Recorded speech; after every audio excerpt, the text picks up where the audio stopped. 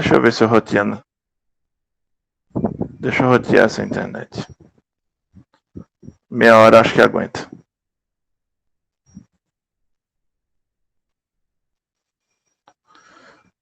Eu não vou testar minha paciência mais do que já tô, não.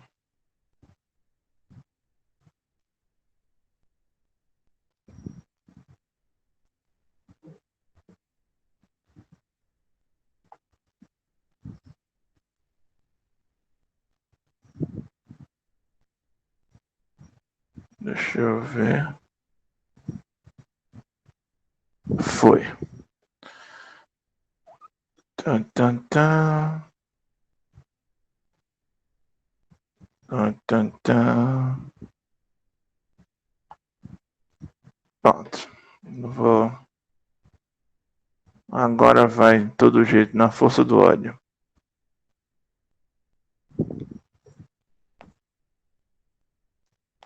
Pronto. Pronto. Pronto. Agora foi. Tá?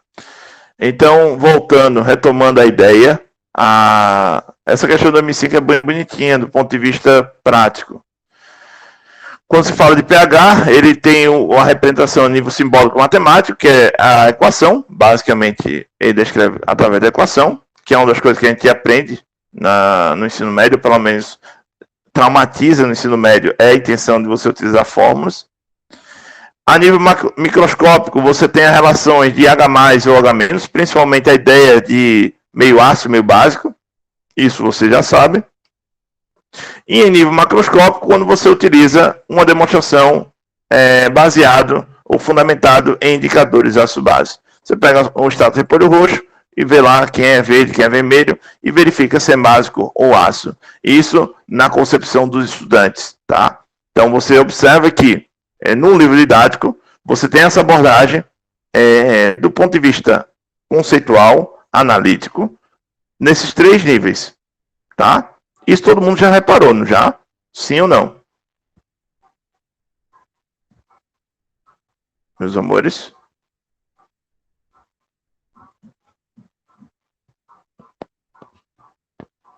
Pessoal?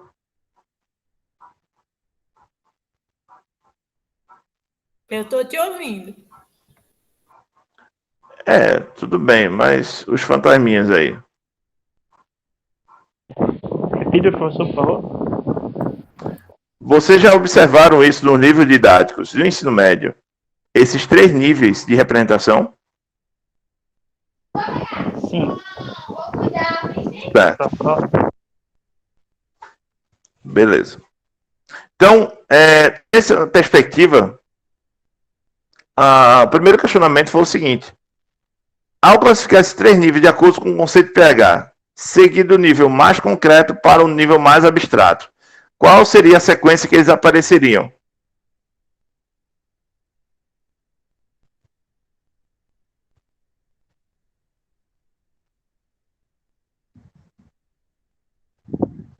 E na letra B, eu teria para vocês elaborarem uma explicação acessível ao estudante do ensino médio que mostre como os 3 níveis do conceito estão articulados entre si.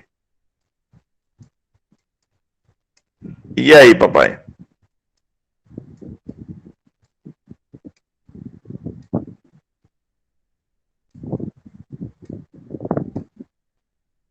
Vamos primeiro para a letra A. Bora. Seria macroscópico, simbólico e microscópico, nessa ordem?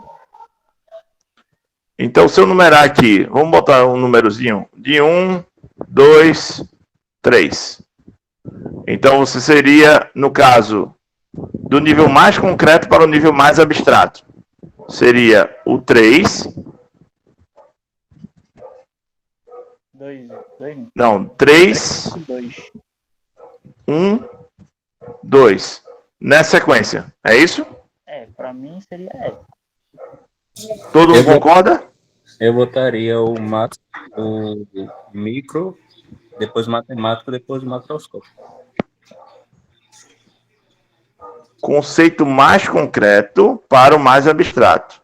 Então, há uma divergência aí.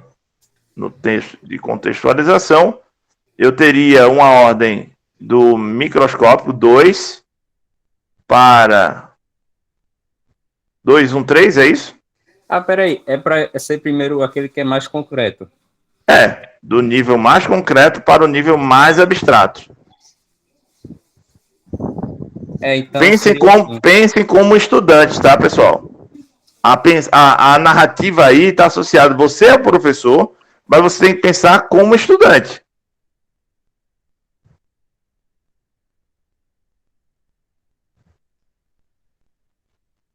Então seria macro, micro e simbólico mesmo. 3, 2, 1, é isso? Uhum. 3, 2, 1.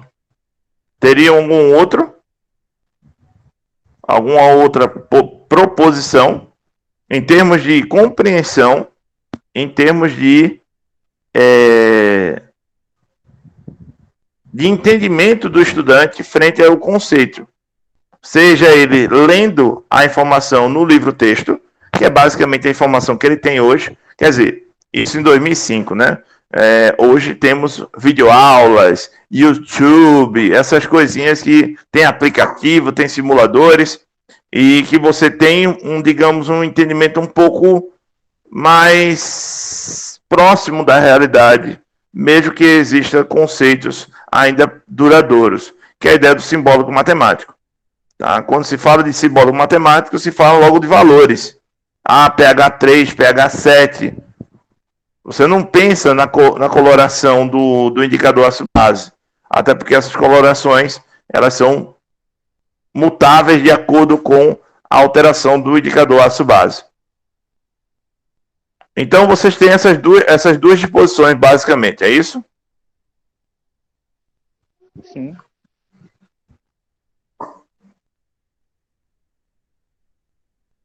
Letra B. Elabora uma explicação acessível a um estudante do ensino médio que mostre como os 3 níveis do conceito do pH estão articulados entre si. E aí?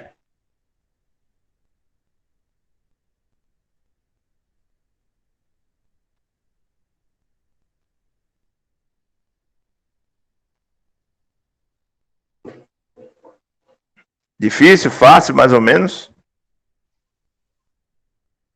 Sei lá. É complicado, né? Quando você... Do macroscópio eu poderia fazer o experimento, sei lá, com alguma coisa. Tentar exemplificar com as cores, por exemplo. Quanto maior a concentração, mais forte seria aquela cor, mais ou menos isso. Do ácido ou da base. Mas aí um estudante poderia associar, por exemplo, professor, mas eu faço kisuke em casa. Se eu coloco um pacotinho inteiro e dissolvo em um copo d'água, o meu resultado é um kisuke mais concentrado, a cor é mais concentrada. Se eu pego essa mesma quantidade e diluo em 1 litro, a coloração dele é mais atenuada, é mais fraca. Isso tem a ver com mudança de pH? É verdade. Tem. Tem? A concentração, né? Tem a ver com concentração. Tem relação direta ou indireta? Indireta? Direta. Por quê?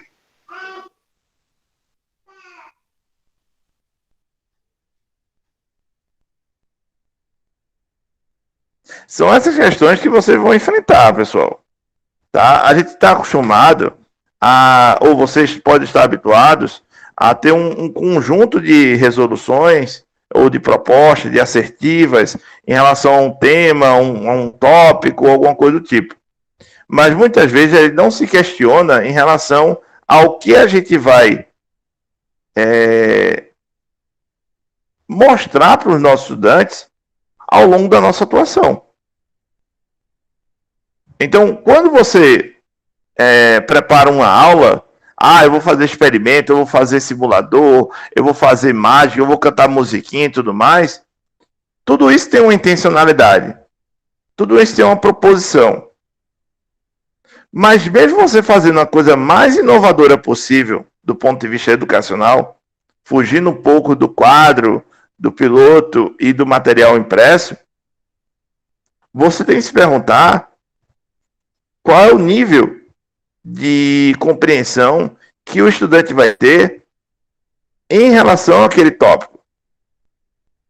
Quando você fala de estrutura atômica, por exemplo, uma discussão batida já, você consegue convencer o estudante que a estrutura da matéria é formada por átomos, por próton, nêutron e elétron? Como você faz isso?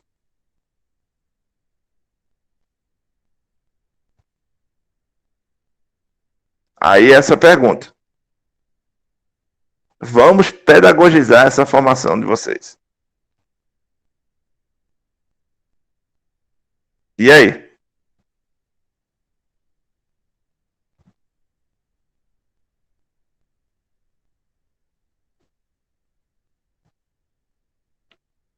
Bora, povo! Vou fazer chamada nominal agora. Jaiane, fala aí, vá.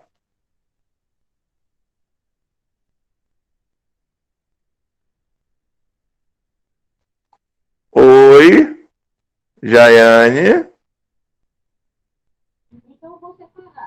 Olha, é para explicar a ordem que eu escolhi, né? Praticamente sobre isso. Então, eu escolheria primeiro o macroscópico, porque os indicadores poderia explicar com um experimento, aí eles iriam ver como seria essa ação dos indicadores e o comportamento dos íons H+, ou H-, visualmente. Aí eles estariam, vamos dizer, mais íntimos com esse fenômeno. Depois eu partiria para o microscópico para realmente explicar isso que eles viram macroscopicamente. E eu deixei a parte simbólico-matemática por último, que a parte matemática eu acho que é a parte mais difícil deles compreenderem. Ligar, fazer esse jogo matemático. Controlar os números, entende? Então você acha mais... Porque eles já teriam uma bagagem do que eu já dei antes. Certo. Então você partiria para uma abordagem mais conceitual, para depois trabalhar com a parte mais quantitativa. Isso. Porque os estudantes têm dificuldades na parte de conta, é isso? Isso. É uma boa estratégia. Mas ainda assim, você não responderia completamente essa letra B. Porque você está interrelacionando com um professor.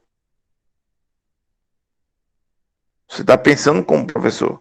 E é necessário pensar como professor. Mas você tem que pensar também como o estudante vai compreender isso. Então você tem, será que é factível para o meu estudante entender essa linha de raciocínio? Isso a gente tem que fazer esse questionamento. Principalmente, pessoal, quando vocês estão apresentando conceitos mais, não vou dizer complexos, mas correlacionados. Porque a parte de equilíbrio iônico, envolve conceitos, envolve fenômenos e envolve cálculo. Então, por isso que a físico-química ela é tão temida pelos estudantes. Porque você tem um nível de abstração, um nível de raciocínio lógico-matemático e um nível de observação muito forte. Não que as outras não tenham. Tem. Mas a físico-química ela tem essa natureza do ponto de vista das suas nuances. Analogamente, quando se fala de orgânica, se fala no ensino médio de decoreba. E você, quando mostra reações orgânicas ou mecanismo de reações, o pessoal fica de cabelo em pé.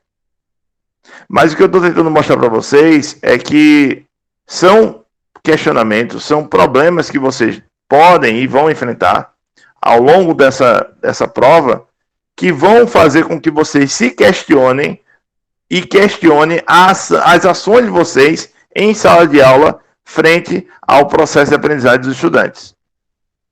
Então, por isso que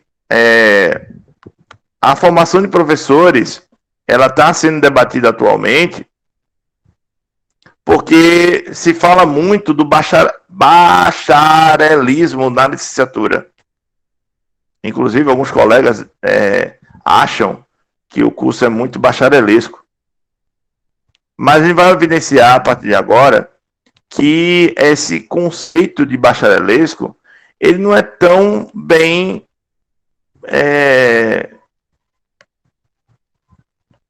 fundamentado.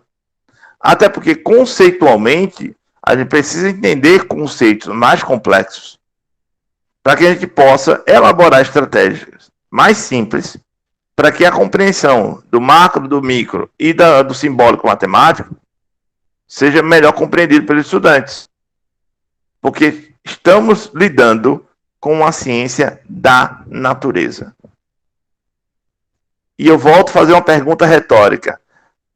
A ciência ou a natureza é algo que você consegue compreender por completo só observando ela? Pergunta retórica. Se isso for verdade, então não é necessário tantas teorias, tantos modelos que tentem explicar os meus fenômenos que ocorrem de forma natural. Então, a ciência da natureza, elas têm esse grau de complexidade de fato. Mas isso não significa que a gente precisa dificultar a vida dos nossos estudantes em relação a isso.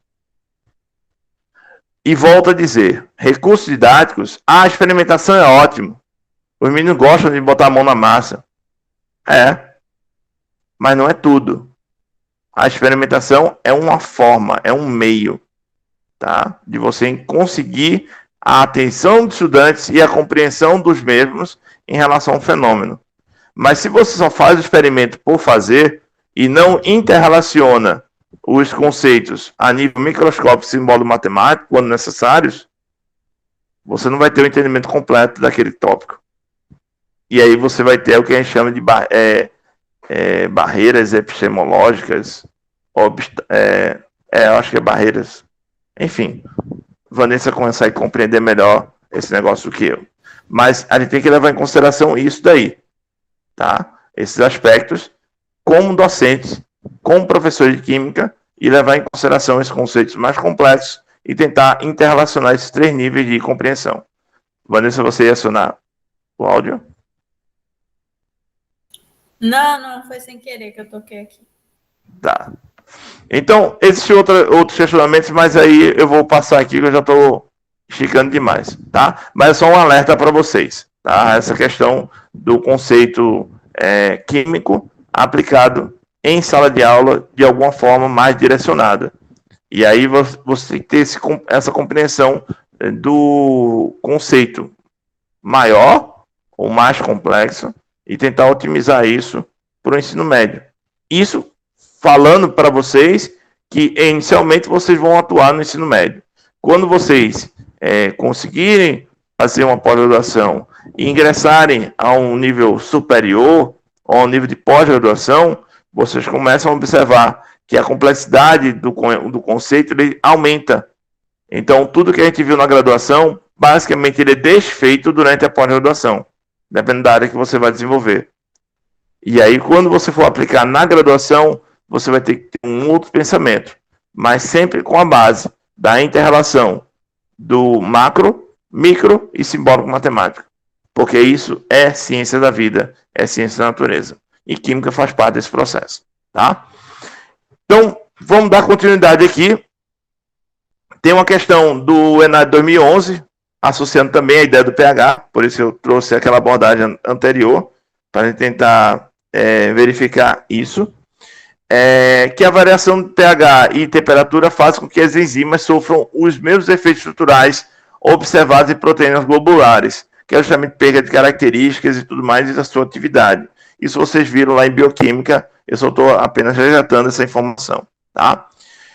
Mudança externa de pH pode alterar a estrutura da enzima devido à repulsão de cargas ou pode interferir quando existirem grupos ionizáveis no sítio ativo, afetando a ligação de substratos e a catálise. É aquela coisa lá do grupo do aminoácido. As enzimas têm os grupamentos ácido e amino. Dependendo do tipo, do valor de pH, você vai ter a desprotonação ou a protonação de grupos. E aí você vai ter alteração de carga elétrica e você vai desestabilizar ou estabilizar cada vez mais a minha enzima. Mas ela perde aquela funcionalidade básica dela.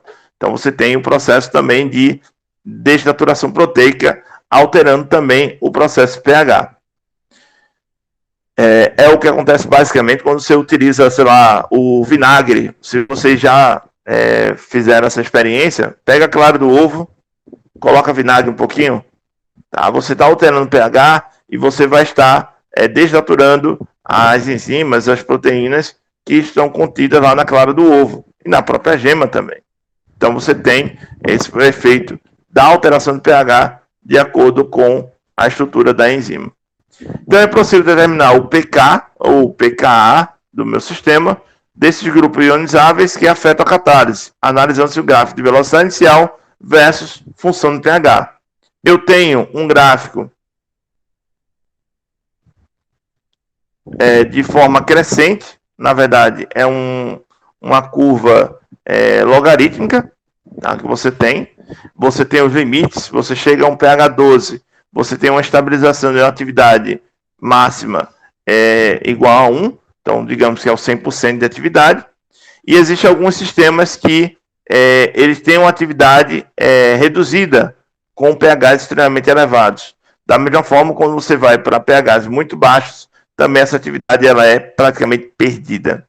Então você tem esse comportamento gráfico aqui, da atividade pH em relação à atividade relativa, e ele faz algumas acessões. Ele diz o seguinte, que o gráfico mostra que a enzima tem a sua atividade dependente dos valores de pH. Isso é verdade? Sim ou não? Olhando para o gráfico e olhando para essa assertiva. Há uma dependência do pH em relação à atividade da enzima? Desculpa, a atividade da enzima em relação ao pH? Sim ou não? Sim.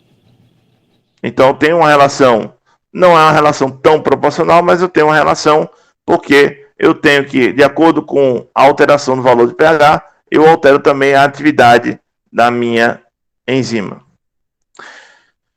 E a outra assertiva, ele diz que por que isso é verdade? Porque quando os valores de pH são menores que o pKa do resíduo, o grupo ionizável que afeta a catálise está em sua forma desprotonada. O que é isso, professor? Ora, eu não sei se vocês lembram lá da bioquímica, mas existe um termo chamado de zwitterion. O zwitterion. É basicamente você ter um grupamento amina, você tem um grupo aqui, você tem lá a forma desprotonada do carboxilato e a forma protonada do grupamento amina. O zwitterion, normalmente, ele tem uma faixa de pH ótima para aparecer, que é justamente quando você atinge o pKa da minha atividade, da minha enzima que eu estou monitorando. Então, nesse gráfico aqui, o pKa limite, ele está em torno de 7 do meu sistema, que é 7.1, está aqui. Então, ele está dizendo que o pH igual a 7.1, que é numericamente igual ao pKa do meu sistema enzimático, tá? Ele vai ter uma atividade praticamente 100%, ou proporcional, linear, nessa faixazinha aqui. Se eu baixo demais o pH, o que eu estou falando de baixar o pH, pessoal? Significa que a quantidade de H+, a atividade do íon H+, ela está aumentando ou está diminuindo?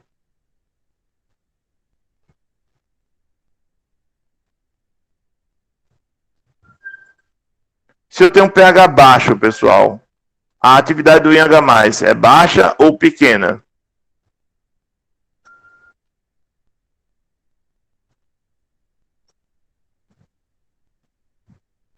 Damião.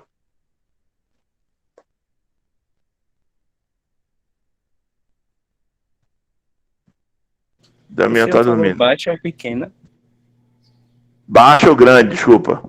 Se eu tenho um pH baixo, a atividade do íon H+, é alta ou baixa? Agora corrigir. Perdão. É alta. Se eu tenho um pH baixo, eu vou ter uma atividade do íon H+ elevada. Tá? Isso. Eles são inversamente proporcionais. Se eu tenho uma atividade do íon H+ elevada, então é possível ter esse carboxilato desprotonado? Esse cara aqui vai ficar desprotonado ou ele vai ficar protonado?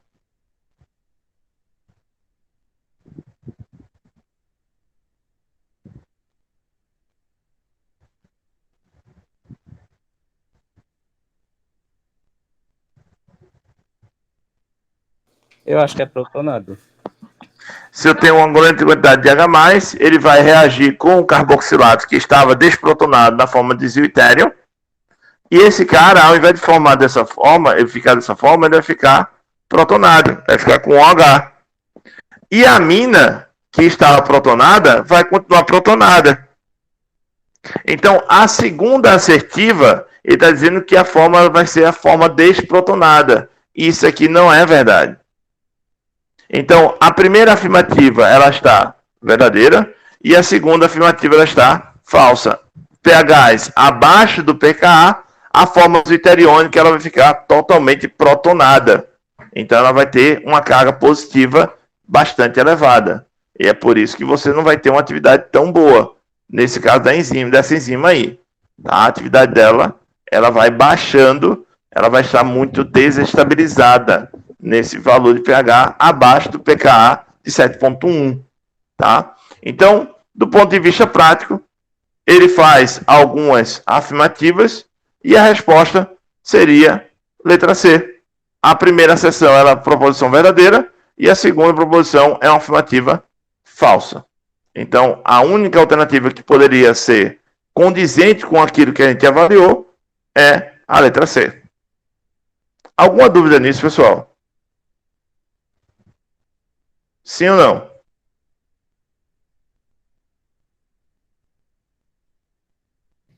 Não. Tá. Beleza.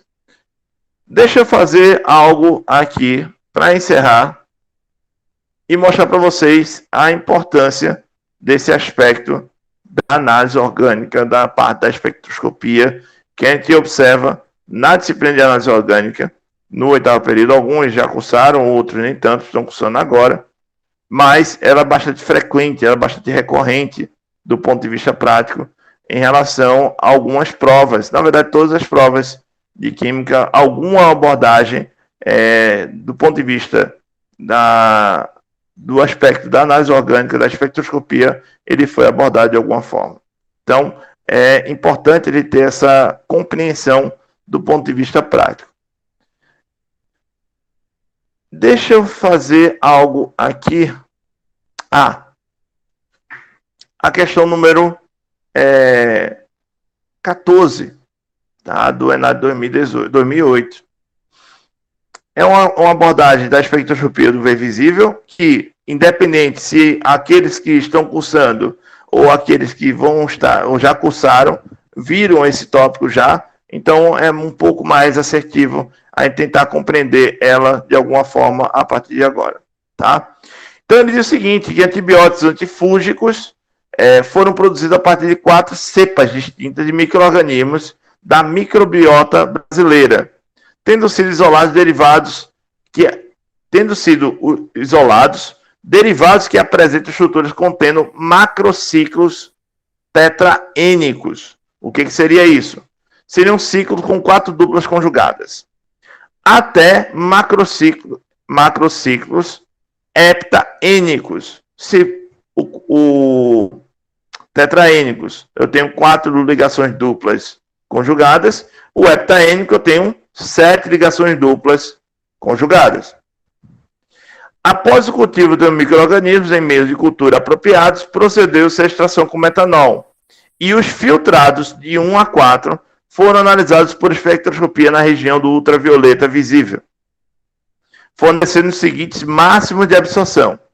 Eu tenho que a fração 1, filtrado 1, tenho essas regiões, eu tenho o 2 dessa forma, o 3 dessa forma e o 4 dessa formazinha aqui.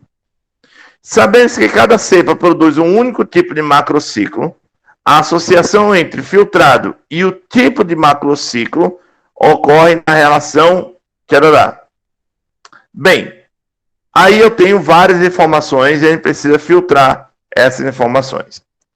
Primeira coisa, entender o que seriam estruturas tetraênicas até heptaênicas. E tentar correlacionar com a ideia do máximo de absorção, que é o lambda máximo, tá, de absorção das estruturas.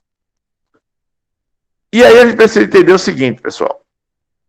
A gente já observou, em algum momento na vida de vocês, que há possibilidade de você medir o grau de interação da radiação com a matéria, e essas interações elas são alterações diversas do ponto de vista molecular.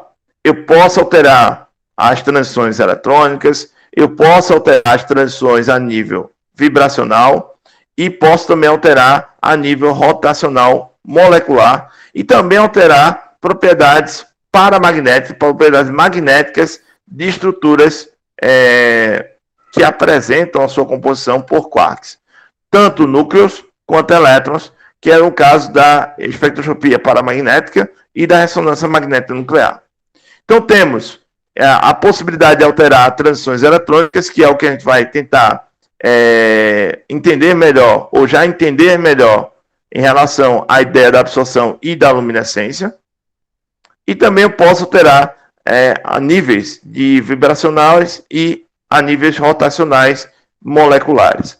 E isso tudo tem relação direta com o tipo de radiação, a frequência, a intensidade dessas interações a nível molecular, a nível atômico. Tá? E do ponto de vista prático, a gente tem a espectroscopia de UV visível. Ela tem, a nível molecular, a nível atômico, eu tenho definições por raias. Então, eu tenho os íons, os átomos, os elementos, eles têm transições bem definidas, como já observou. E quando se fala de moléculas, eu tenho um aglomerado de átomos, e ao invés de ter regiões definidas, eu tenho uma soma de contribuições dessas transições que geram uma banda de absorção e uma banda de emissão, respectivamente, para estruturas a nível molecular, a níveis ligados. Tá? Então, a nossa intenção é que, a partir da análise da estrutura, eu vou tentar determinar o máximo de absorção, e aquela região de máxima absorção é o que vai nos dar informações a níveis estruturais. Ora, a gente já observou também que na espectroscopia do UV visível, a gente tem um raciocínio baseado na equação de Schrödinger, porque eu tenho uma analogia de que o elétron, quando está com ligações conjugadas, apresenta-se um comportamento semelhante a uma partícula confinada em uma caixa, e essa caixa ela é dimensionada de acordo com a extensão da conjugação. Então, quanto maior a extensão da conjugação, maior a dimensão da caixa. E a gente observou que a resolução da equação de Schrödinger para o átomo de hidrogênio, com essa nuance, foi resolvida lá em 1924 pelo próprio Schrödinger. E a gente tem um resultado bastante interessante, que mensura a relação entre a dimensão da caixa, a dimensão do confinamento, a diferença de transições de energias do meu sistema. Então, a relação do ΔE com o dimensionamento da caixa, do confinamento da caixa, que é justamente o elétron conjugado e o tamanho da minha conjugação, tem uma relação direta com o ΔE, e a gente já sabe, pela equação de Planck, que essa relação do ΔE era mensurada a partir da frequência, ou com média de onda, ou até mesmo com o número de onda.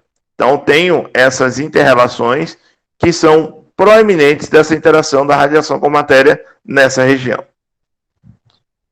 E aí eu tenho a apresentação de estruturas que foram citadas no texto anterior, que é a ideia do tetraênico. Eu tenho 4 ligações conjugadas, eu tenho simples, dupla, simples, dupla, simples, dupla, simples dupla. Eu tenho 4 ligações duplas conjugadas. Isso é uma espécie de tetraênico. Aqui eu tenho 5 ligações duplas conjugadas. Eu tenho um pentaênico, que são 5 ligações duplas conjugadas em uma estrutura de um macrociclo.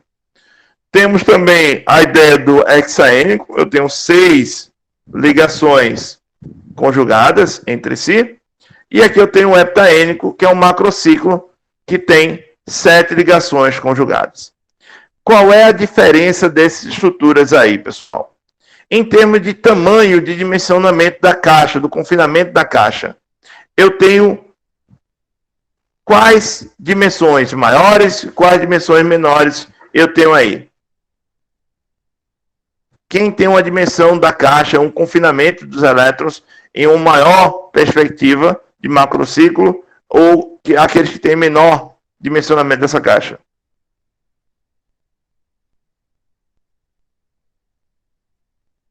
Pessoal?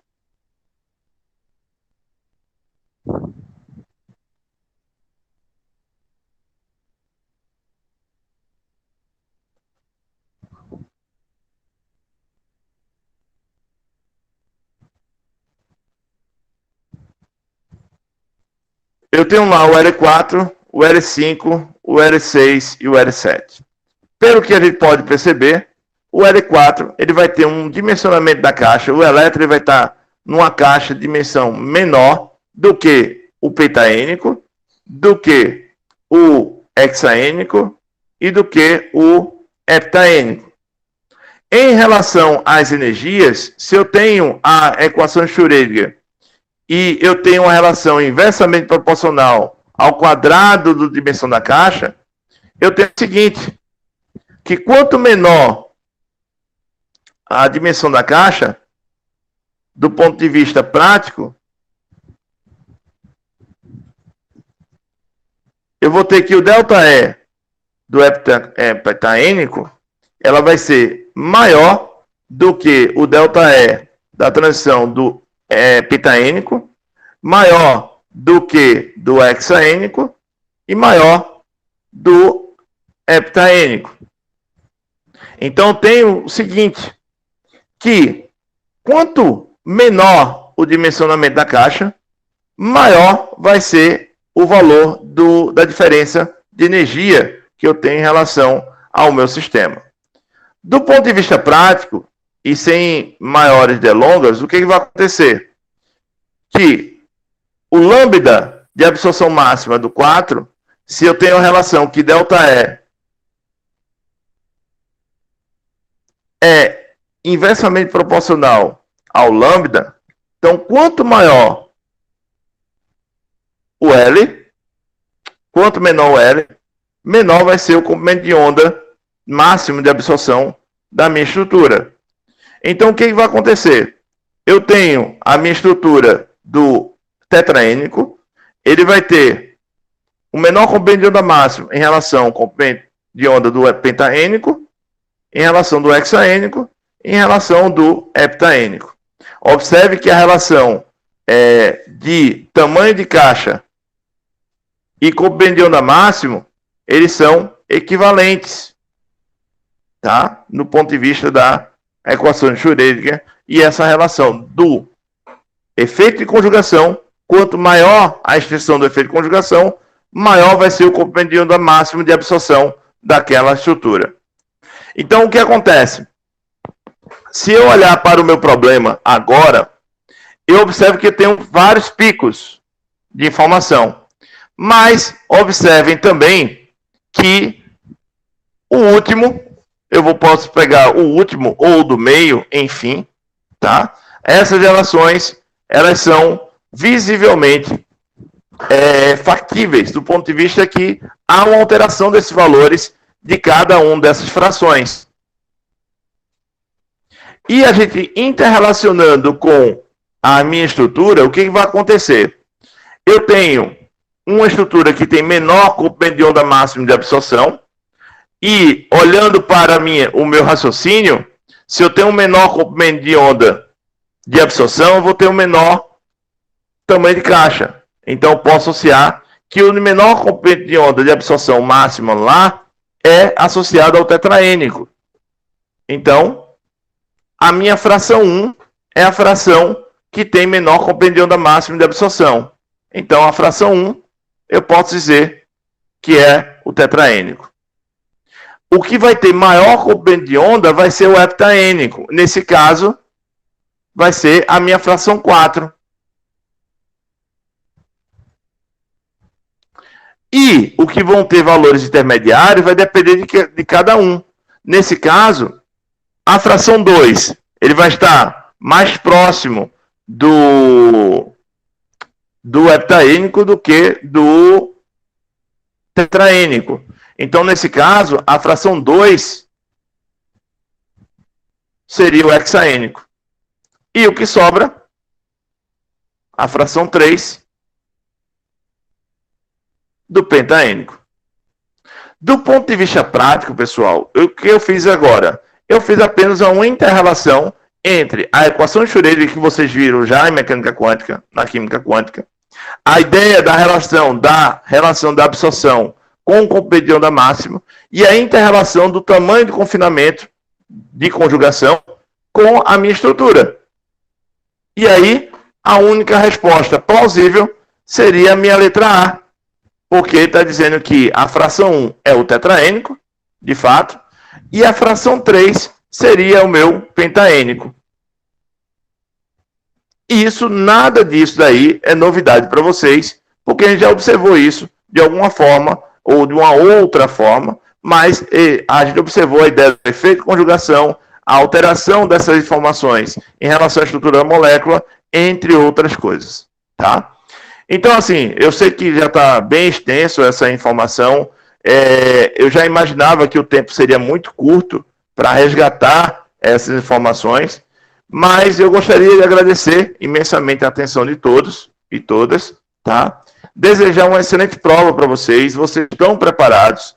Na verdade, vocês precisam acreditar mais em vocês, tá? Claro que revisitar alguns conceitos, ter um pouco mais de atenção do ponto de vista conceitual é muito mais salutar do que você saber fazer cálculo, tá? Apesar de que a prova também ela vai compreender alguns aspectos quantitativos. Mas tentem entender o conceito primordialmente e depois partam para a linguagem simbólica matemática da coisa. Porque aí você vai ter uma compreensão um pouco mais consolidada dessas informações frente aos conceitos que foram apresentados para vocês ao longo da formação de vocês, tá? Então, gostaria de desejar a todos boa prova. Dia 14 eu vou estar lá com vocês, tá? Presencialmente, lá na Univisa, eu acho que vai ser na Univisa a prova, e a gente pode, ao longo dessas semanas que restam, a gente pode também compreender melhor essas informações ao longo das nossas disciplinas, tá? Então, eu espero que vocês tenham aproveitado ao máximo essa proposta e peço desculpas de não ter abordado tantas questões, mas a intenção não é quantidade, e sim a qualidade dessas informações e como esses problemas podem aparecer e podem surgir numa possível avaliação que vocês vão enfrentar dia 14, tá? Então, agradeço imensamente a atenção de todos. Peço desculpas a parte tecnológica aí, mas de qualquer forma, a intenção é basicamente essa, tá bom? Então, sem mais delongas, até porque vocês daqui a pouco têm aula, né? Então, obrigado pela atenção de todos e tenham uma excelente tarde. Boa tarde, pessoal. Boa prova para vocês. Vou parar aqui a gravação para a gente seguir a vida.